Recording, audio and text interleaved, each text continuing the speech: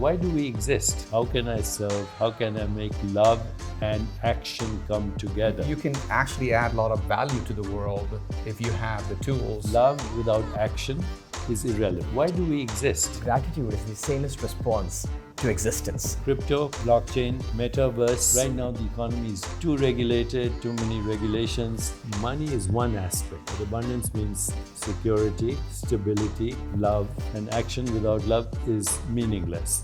But when you have love and action, you can achieve anything. All right, this is Sunil Tulsiani, founder of Private Investment Club. I am totally honored to have Deepak Chopra and my friend Sunil Desai, and we're going to have an amazing conversation. It's going to be one of those interviews that's going to be extremely valuable. Please watch it till the end. It's going to be awesome. Deepak ji, good to see you. Thank you so much. You're welcome. And Sunil, good to see you as well. Thank you so much. So I wanted to ask you a question. You know, I read this book. I got this from you. I finished it, and it's called Abundance.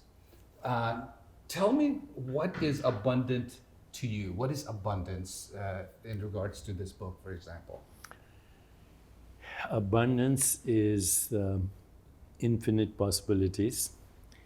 It's the nature of existence. Existence is abundant by definition, and therefore its manifestations are also abundant. Existence, if we define existence as the field of possibilities and a conscious field of possibilities, then it has certain properties. It has the potential for infinite manifestations, number one. Number two, it is infinitely creative. Number three, it is not deterministic. It is actually unpredictable and creative. And number four, it's a field of synchronicity where everything is correlated with everything. Getting to the source of all experience, which is in time. Experience is in time, this is in time. Right. But existence is not in time. Gives you access to abundance in all its manifestations. Now, when it comes to money, money is one aspect of abundance. Money is the exchange of values, basically.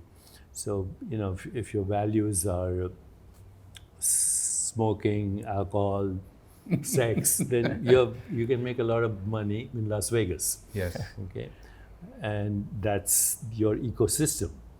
If your values are the military, organized killing of people and organized murder in the name of nationalism, you can make money there. So there's no sector of the economy where money is not available.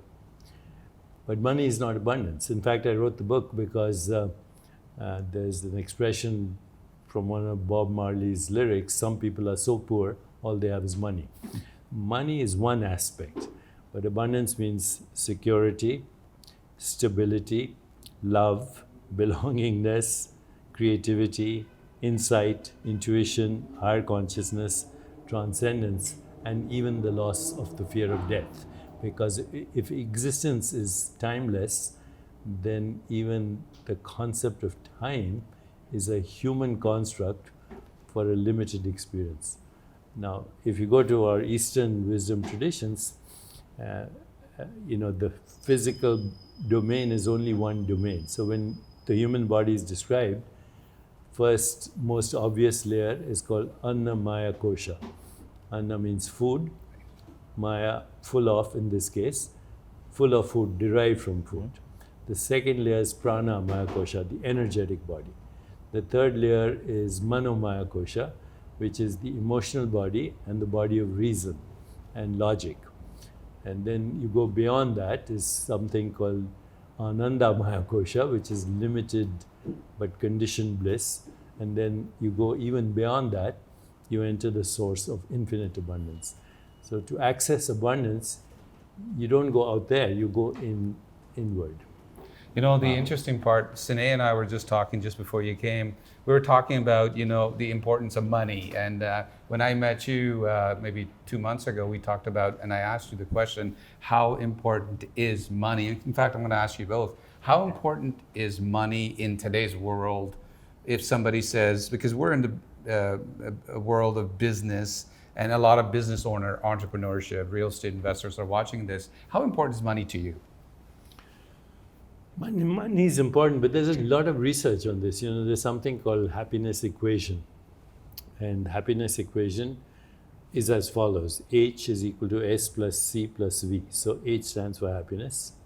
S stands for set point in the brain. So there's a set point in the brain for unhappiness. It's people who are constantly complaining, criticizing, condemning, and playing the victim.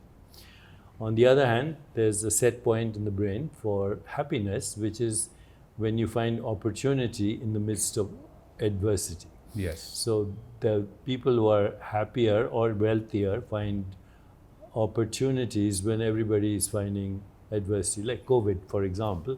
The whole world was panicked, but there were people making vaccines. Zoom came into existence, and many other technologies emerged because of the pandemic. In fact, because of the pandemic, we will probably soon have vaccines for cancer, other diseases. We understood a lot about genetics, epigenetics. We understood inflammation, neural inflammation. So actually, there were people who were not panicking, but were seeing opportunities even during the pandemic and making correlations between climate change, economy, mass migrations, transport systems, and rethinking the whole way we look at the world in terms of transportation, in terms of distribution of energy, in terms of protecting coastal marshlands, in terms of protecting indigenous tribal ownership. A lot of shifts are happening which people are not seeing, and the people who are seeing opportunity are making those shifts, and they're making wealth. So that's about 50% of your happiness experience every day. About 10 to 12% of your happiness comes directly from money. So if you win the lottery, you'll be very happy. 6 months, your happiness will plateau. In 1 year, you'll return to your set point. So if you're a person who's a complainer, you'll be a complainer irrespective whether you won the lottery or didn't. So money adds about 10 to 12%. And then there's a third component. It's called choices we make every day, voluntary choices. There are two kinds of choices we make every day. One's for personal pleasure. People make choices for shopping, personal pleasure, sex, alcohol, entertainment. Those choices make you happy, but transiently. The other choices, if you have meaning, purpose, what we call dharma. Remember the four goals, dharma, artha, kama, moksha. They're all valid, equally valid. India shouldn't apologize for money. Artha is one of the four goals of life, right? That's a Western Judeo-Christian guilt complex about money. Only the priests can have money. Only the Vatican can have money. Everybody else can't. So organized religion corrupted the use of money. But again, if you have meaning, purpose in your life, and if you have the ability to make other people happy, then you'll be a happy person. Awesome. What do you think? What's money for you? I believe it's one of the necessities in the physical dimension. And it's nothing but the exchange of energy, exchange of values. And somewhere, I firmly believe the law of giving and receiving. And that's where money comes into the place. Yes. And having money doesn't really make you good guy or good or bad guy. You can actually add a lot of value to the world if you have the tools of whether it's money, whether it's resources, and things like that. I mean, the important part is that I have a lot of people sometimes tell me money's not important at all. Money's not important. No, money is a human construct that made human civilization possible. It was in the beginning, it was barter. You fix my shoes, I'll give you a haircut. Yes. Okay, but that became too inconvenient. So we used shells and then coins and then, paper money and now digital money. It's a concept, but it's a very useful concept. Without that, you wouldn't have what we call modern civilization. Yeah, we wouldn't have, we couldn't help a lot of people. I mean, we're helping, here you are, you're helping millions of people on the planet, in abundance and growth. And money is just part of it. So I'm really happy to hear from you that, you value, because a lot of entrepreneurs are listening to this, or will be listening to this. And at the growth summit that we're going to have in Surat, India, with you, of course, and with Sunil and myself, We're going to be talking about, of course, various different level of wealth, different types of wealth, the abundance aspect that you talked about. Do you have a question for Mr. Chopra? Yes. I was curious to know, how did Deepak became Deepak Chopra? And how was their journey? And what is your goal or mission now? I'm a physician by training, and I then specialized in something called neuroendocrinology, which is the study of brain chemistry. And I saw the connection between consciousness and biology. So, there's a big argument about where is the mind, how is the mind produced, does the body produce the mind, does the mind produce the body? Right. The answer seems to be neither. There's a deeper field of consciousness that expresses itself both as mind and body. So with that interest, I became very interested initially in biological healing, because you could have two people with the same disease, same doctor, same treatment, two different outcomes. One person dies, the other person not only lives, but is extremely healthy. Yeah. And then there's a whole range of people in between. So healing is not mechanistic. So I became very interested in non-mechanistic ways of healing, and started with mind-body medicine, then integrative medicine. And now I'm actually tackling what is called the hard problem of consciousness. If you Google the following question, what are the 125 unsolved mysteries of our existence, or open questions in science? The first open question is, what's the universe made of? Now, without going into details, I'm late because I was interviewing an astrophysicist right now about the nature of the universe. But 97% of the universe is non-atomic, which means it's not only unknown, it's unknowable. Everything that you know is because of the exchange of atoms and light. And if something is non-atomic, then the human brain and human experience is impossible. Right. 97% of that universe is therefore, in my view, unknowable. It's only knowable mathematically, but not experientially. That leaves 3% of the universe, which is atomic, but atoms are made of particles. And when you're not looking at particles, they disappear into waves of possibility, which is the field of infinite abundance. Every seed is the promise of thousands of forests. In nature is lavishly, extravagantly, wastefully abundant. And Nice. we don't understand the mechanics of it. So I became very interested in what is called the hard problem of consciousness. I think, with apologies to a lot of scientists, that the current models of the universe, which are physicalist models, are incomplete. You need a deeper model that includes consciousness into the equation. So science looks at what's out there, and spirituality asks who is observing. And scientists somehow ignore the observer. They only talk about the observation. Right. So once you include the observer, you have a more abundant view of the universe. And I didn't plan to become Deepak Chopra. I planned to get rid of Deepak Chopra. I'm still trying to get rid of Deepak Chopra. Wow. That's really deep and Deepak beautiful. Chopra is a concept, limited. What's behind that is infinite abundance. So Very nice. the more you get rid of your so-called constructed ego personality or self-importance, the more access you have to abundance as the well. illusion of the self. The illusion of the constricted self, yes. Wow. What's your mission? What's your current mission? My current mission is to reach 1 billion people for personal and social transformation, for a more peaceful, just, sustainable, healthier and joyful world. That's our mission statement. We've reached about 100 million, but not 1 billion yet. That's 100 million is a good... Well, given all the social media these days, Yes. and the crossover, so a lot of them might be redundant. Some are on Facebook, some are on Twitter, some are elsewhere. So rough approximation, we have a long way to go. Right. Maybe ask him about his book. Actually, I have been reading you from last 20 years now. I believe, if I'm not wrong, you have authored more than 90 books. 93, 94, 93. about, yeah. Wow. So what inspired you to become an author? I always wanted to be an author. My father was a cardiologist. He pushed me into medicine. So I thought I'll use medicine to become an author. That's really nice. Oh. Because 93 or 94, it's like, wow.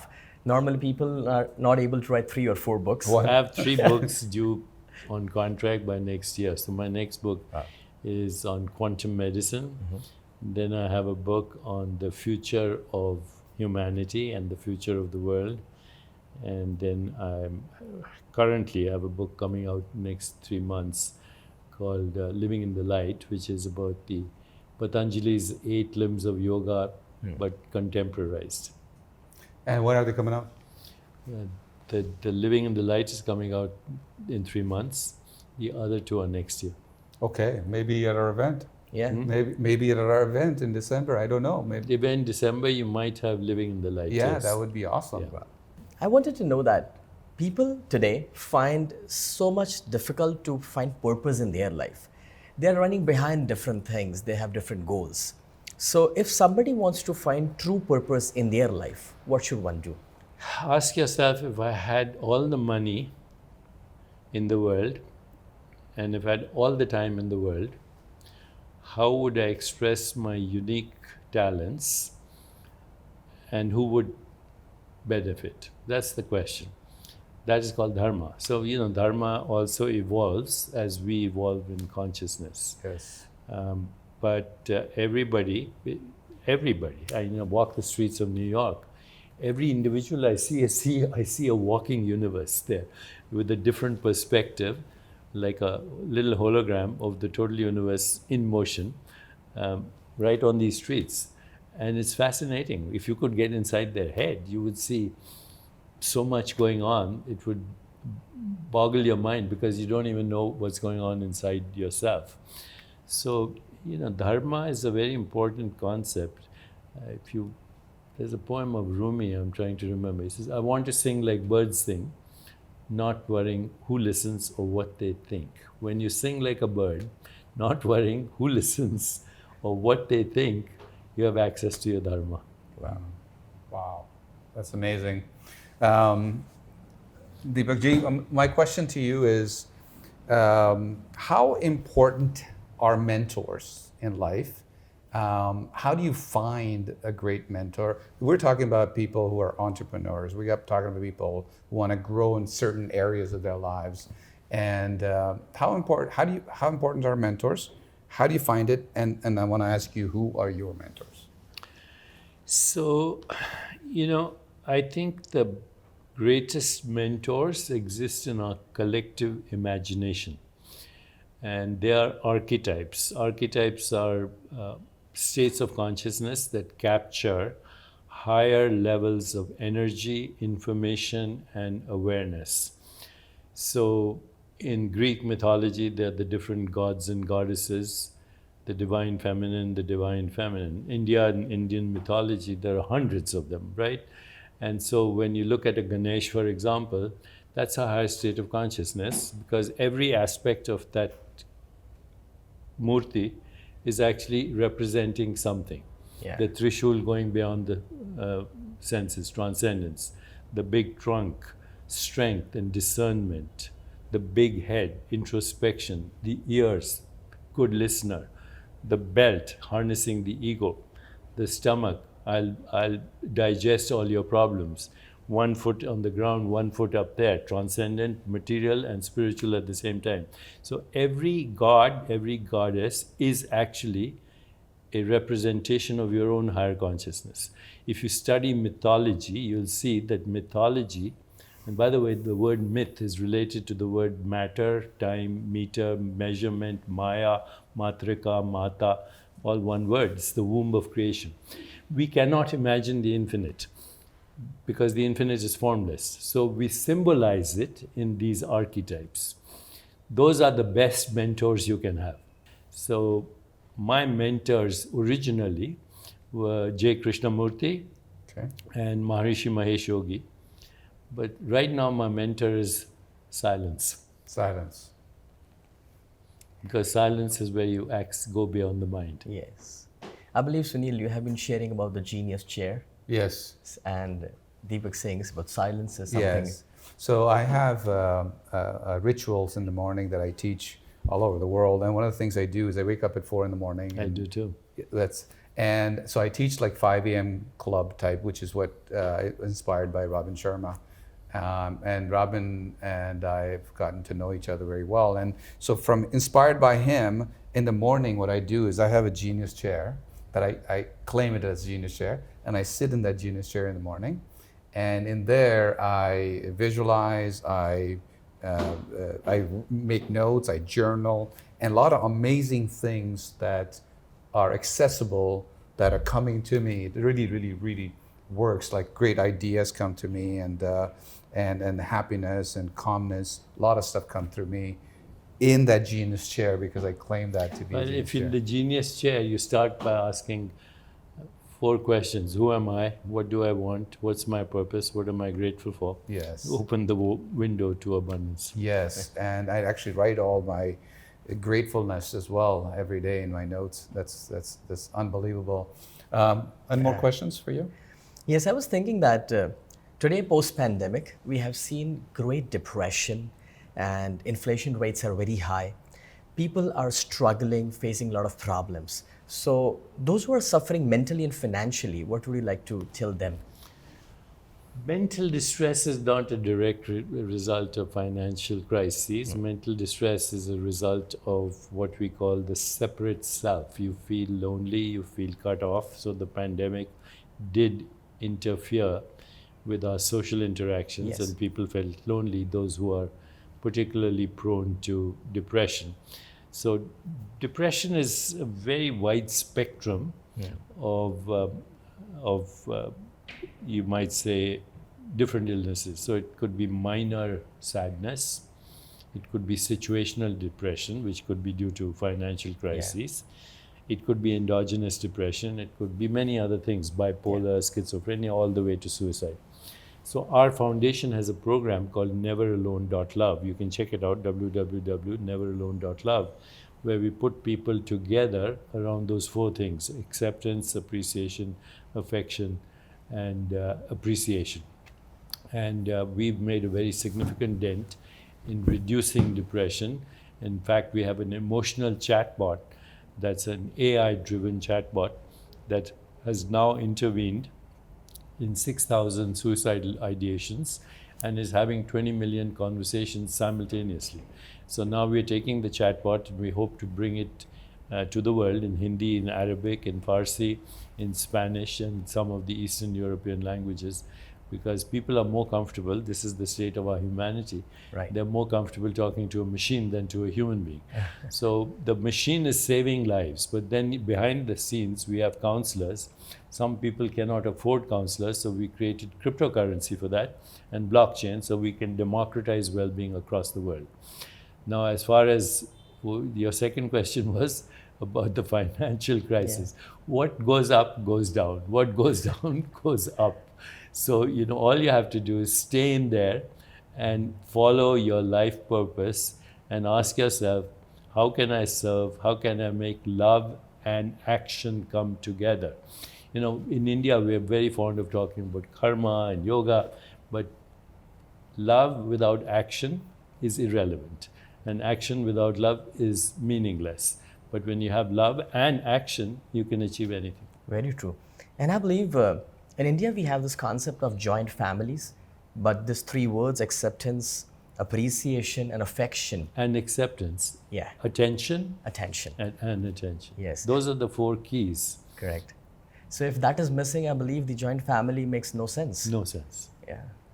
The world should be our family, We say, Vasudev Kutumbukam. Yeah. The world is our family. The bigger your family, the more abundant you will be. So the joint family is not, my uncles, aunts, and cousins and brothers. The joint family today is the human tribe, which is accessible through the global brain, which is the internet. Yeah. So right now, as we are looking at the world, you have Web 1.0, Web 2.0, Web 3.0, Oh, now the metaverse, the augmented reality, virtual reality, immersive experiences. We just finished a project with the Lighthouse Museum that produced the Van Gogh experience. So next month in Los Angeles, we're launching the first spiritual, I would say, immersive, psychedelic without the psychedelics, multiverse experience where you just have to enter the universe. You enter the room and you can go into any loka that you want. Wow. And so, loka means location. Yes. Now, loka means location, but it's not a location in space-time. Even though it appears in space-time, it's a state of consciousness. Right. That Yoga Vashishta, infinite universes come and go in the vast expanse of consciousness, like motes of dust dancing in a beam of light. That's a beautiful metaphor coming from Vashishta, the original teacher of Ram. When Ram went to meet Vashishta, he touched his feet. He said, "Don't do that, you're God." But Ram said, "I've forgotten, so I've come to you to help me remember." So we remember that which was dismembered. Right. And when we are dismembered, we appear as isolated beings. When you remember, you become the infinite. And that's the source of all abundance. Are there things that people, when they're looking to get into from a business point of view in, let's say, 2023 and beyond, are there things that you would suggest or think are going to thrive in the upcoming years? Because, like you said, everything that goes up comes down.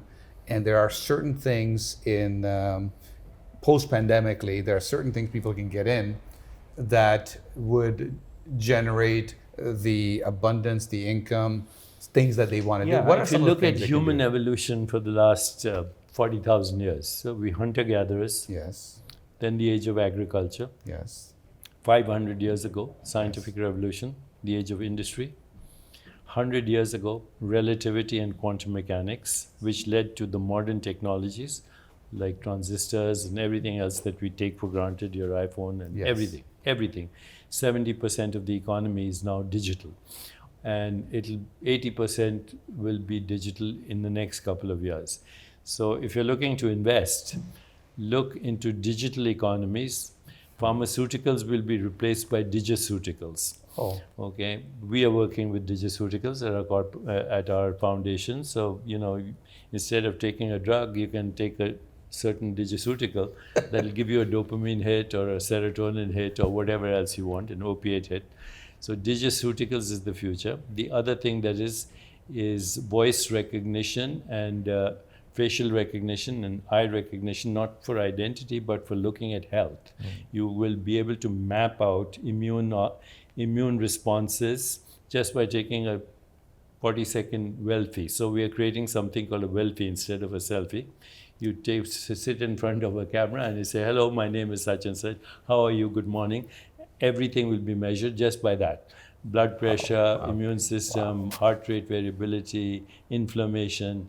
So look to the digital world for the next iteration, which is not just VR, it's augmented reality, and then it's immersive reality. 5 years from now, I predict that if you go to a really good doctor, he won't write a prescription. He or she will send you to a lab for a half an hour VR session.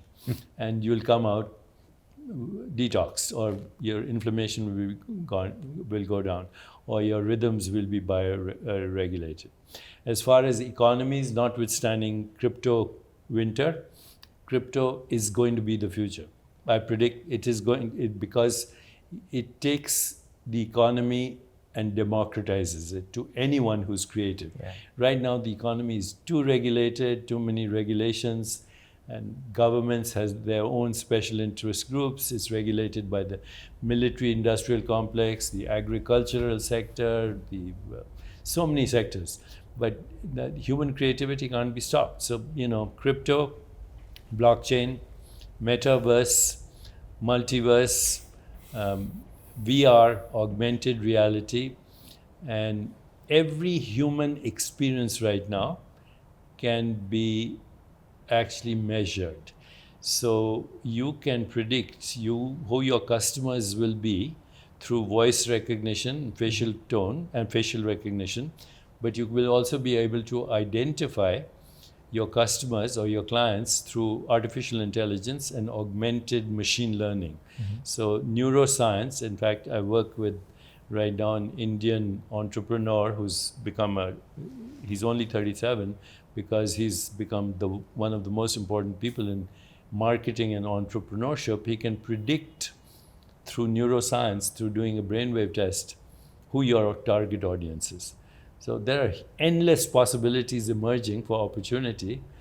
The old system is going to die permanently. In my belief is the old systems are going to have a complete death, and we'll have the resurrection of a new economy, which will be global, which will give those who are willing to take calculated risks, express their creativity, and not worry about who thinks what of them. These are the true entrepreneurs for the future. And also, future economies will be more controlled by collective creativity. So social scientists are saying that if you have shared vision, you have complementing of strengths, you have emotional and spiritual bonding, you can solve any problem in the world. So, in medicine, we have something called grand rounds. When a difficult patient, we get everybody together to solve the problem. I started doing grand rounds a while ago, not just with physicians, but with humanitarians, with poets, with philosophers, with entertainers, with songwriters and musicians in treating cancer patients. Because once you bring this ecosystem of maximum diversity, there is no problem that cannot be solved, including war, including terrorism, including radical poverty, including a sustainable planet. So if you want to reverse climate change, the technology is there. If you want to resurrect the economy, the technology is there. If you want social justice, the economy is there. If you want to create peace, the systems are there. What is lacking is what we call a sangha, a community of creatives that tackle these problems together without their egos. And what about the upcoming crash or the winter that you talked about?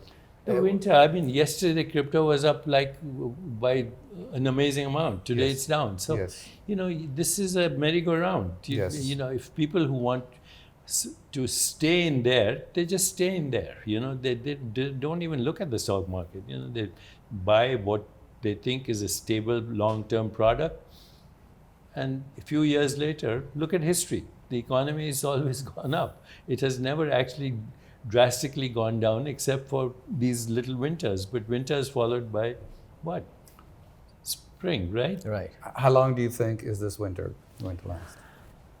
If you listen to the experts, it could be a couple of years, but I don't think so. I think it'll be much shorter than that. It's more than the 2 years? It's less. It's less? Yeah, it's less. Okay. It's less. Okay. And all these predictions about, crypto winter, this, that, the other, they are the old guard.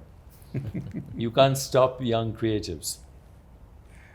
When I came to your event, I met you. You talked about the Chopra Foundation, Sne, where we started our own foundation, Tulsiani Desai Foundation, to give back, to help out. We're already doing our own things, but we now want to do it in a bigger way. How important is it to give back or do some of these things? How important is it? Well, as you know, in our own culture, there are 4 ashrams. The first 25 years is education. The second 25 years is fame and fortune.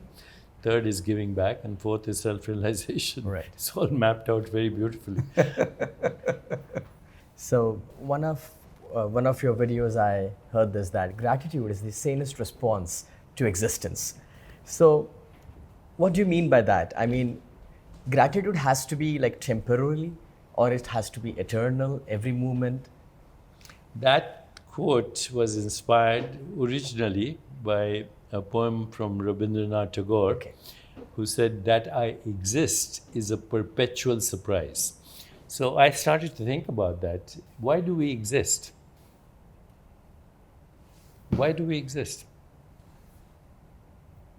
If you ask that question, it leads you to the fact that it's a mystery, right? Right. So when you embrace the mystery, you feel gratitude. It's the sanest response. You didn't ask to exist, but here you are, sitting asking this question. I think if we take our existence for granted, which is the average person on the street, your humanity is incomplete. If you want to complete your humanity, be surprised. Look at babies, peekaboo, and suddenly so much joy, right? Curiosity, wonder, joy, innocence. That is existence prior to the conditioned mind. Once the conditioned mind takes over, then you become a conformist. And conformist is you're rushing to the same place everybody is rushing. You're rushing to conform, and that's a very ordinary existence. Talk to me about scarcity versus abundance mindset, if you can, please. I'd like to say scarcity versus abundant consciousness. Sure. The mind, there's some oxymorons in English language. Peace of mind, there's no such thing. The mind is never at peace. Yeah. When's the mind? It's up and down, up and down. So those are oxymorons, and therefore the mind is always in a constricted state of consciousness. Always. Wealth is a state of abundance consciousness. Scarcity occurs when you use the mind. Abundance occurs when you transcend the mind. The mind lives in fear, anticipation, memory, regret. What in our Indian Sanskrit we call karma, which is the prison of karma, it is the mind. Once you go beyond the mind, there's no karma. Rumi, why do you stay in prison when the door is wide open? Well, the prison has doors, but they're invisible, and those doors are the conditioned mind. I am this race, I am this nationality, I am rich, I am poor, I am male, I am female, I came from a rich family. All these things squeeze you into the volume of a body, the span of a lifetime, and scarcity. When in fact, you are timeless, you're abundant, you're inconceivable, formless, eternal, irreducible, without cause. And if you have access to that, there's only infinite abundance. So how can one transcend the mind?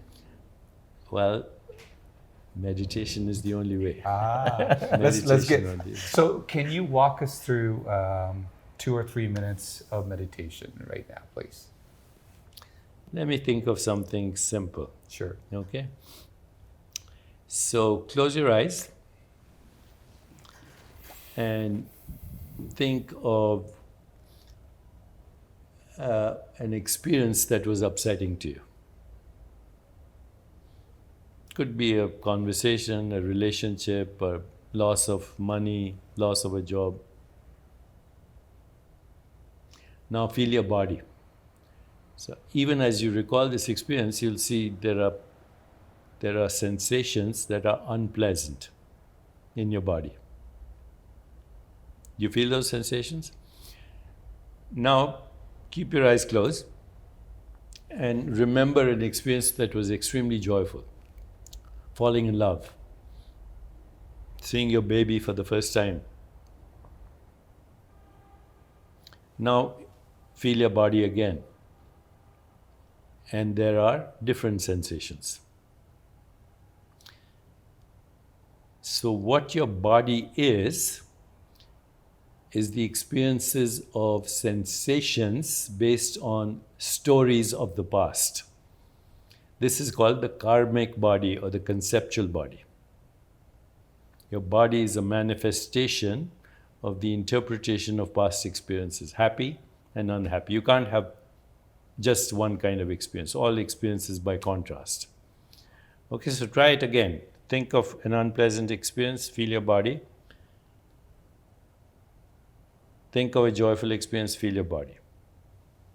Now, feel your body with no story whatsoever. Just feel the sensations. And if you keep your attention on the sensations without a story, sooner or later, the sensations will disappear.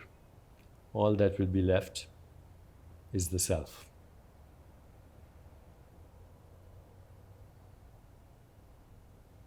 So open your eyes.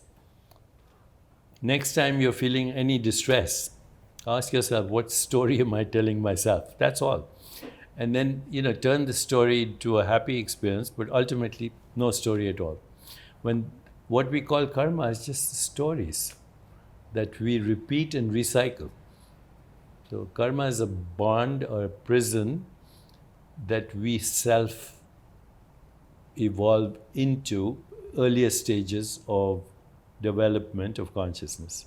As we move, the 7 chakras are basically metaphors for states of consciousness. They're junction points between consciousness and biology. So the root chakra is security and safety. The second chakra is sensual experience, sexual experience, and everything that has to do with sensation. The third chakra is transformation, fire, metaphor. The fourth chakra is love and belongingness, creative expression, insight, intuition, higher consciousness, imagination, transcendence. So there's a value to seeing which state of consciousness am I operating from right now. So when things are not going well for you outside, don't look at outside. That's a mirror of what's happening inside. So you should always ask yourself, in what state of consciousness am I right now in which this is real? Because this is not real, this is a dream. Why do I say it's a dream? What happened to your childhood? It's a dream, right? Now, what happened to your teen years? Dream. What happened to yesterday? Dream. What happened to this morning? Dream. What happened to the moment when I came into this room? Dream. What happens to these words by the time you hear them? They don't exist. The whole thing is what we call Jagat Mithya. It's our projection. Adi Shankara said this, and he said, if you can see, touch it, taste it, smell it, think about it, conceptualize it, imagine it, it's not real. What is real is the invisible, without which this was not possible. Another simple meditation is, if I asked you, look around, what do you see right now? A lot of stuff. The pillar, the sofa, the chairs, carpet. the people, the carpet. You missed out the biggest element, which is space. Okay? This space is infinite, and it's your connection to what we call Chit Akash. So Akash is not inert, it's imbued with consciousness. Next time you're in distress, just shift your attention from the objects into the space. That's it. Because where is experience happening? It's happening here. Where is seeing happening? You say, in my eyes. No. Your eyes are 2.5 centimeters by 2.5 centimeters. They're 9 centimeters apart. Your retina is curved. If seeing was happening in your eyes, you'd see 2 of me upside down and curved and about this size. Then some people say it's in the brain. How does this room, how does New York City, the Empire State Building fit inside your brain? What's happening in the brain and the eyes are electrochemical representations of experience. But where is experience? Here, in this space. So where am I? Not here. I'm here. This just shows up. This is a showing up. This is a showing up. And it's an impermanent showing up. Have a relation with Chit Akash, infinite creativity, infinite opportunities, infinite abundance. We have our awareness where it's not there. You say, if I say, where are you? You say, I'm here. Where is Deepak? Over there. Well, if you are here and Deepak is there, how are you having the experience of Deepak who's there when you are here? Okay, so this whole idea, I'm here and the rest of the world is there, is a misperception. We are all here. And if you shift your attention here, you will see the world through holographic infinite perspectives. Infinite perspectives. And that's your window to the infinite mind. I have a last question. I was just thinking as you were saying, I remember you talked about joy as being the... Yes, happiness is a state of mind. Joy is our fundamental state of existence. The innocent mind, curious, full of wonder, full of surprise, full of joy, full of love, empathy, compassion, and mystery. That's joy.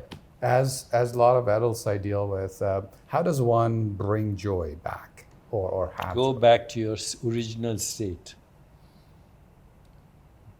Who were you before you got this name and this form? Because you say, I'm this body. Which one? You were a fertilized egg once, then a zygote, then an embryo, then a baby, then a toddler, then a teenager. The body is not a noun, it's a verb, and it's an experience in consciousness. So, okay, it's my mind. Well, which mind? You change your mind every day. Okay, so mind and body are false identifications. The only identity is this infinite consciousness, which is right here. Without this space is transforming into all these objects right now. I've been reading about this and practicing meditation from the age of 4, but nobody made it so simple. Yeah, it's interesting. Well, there are tools like visualization, mantra, tantra, yantra, mantra, but those are tools. Ultimately, you don't need those tools. Right. So we're very honored to have you, and thank you for this amazing interview. It was extremely enlightening, and we truly look forward to seeing you in India. And we want people to be joyful, abundant, and happy and wealthy. So thank you for being here. Thank you. That's our natural state, by the way. Thank you so much. Thank you. Thank you.